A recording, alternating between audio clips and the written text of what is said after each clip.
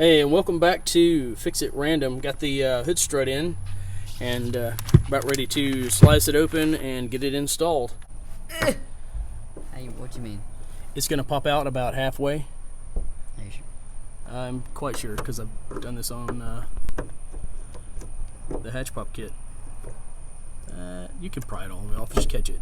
There you go. Actually, that's good. Go ahead and let it lean down. Let's...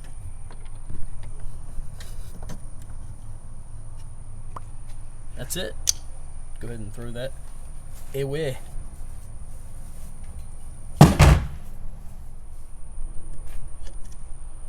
Probably need to bang it with your hand. Just put it on the edge. You might want to clean off that little With what? nub too.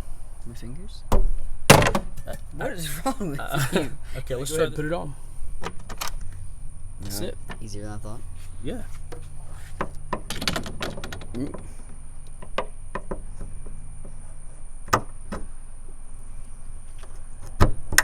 There you go. Is it all the way in there? Yeah. It's good to me. Go ahead and remove the stick. Give it a close there, bud.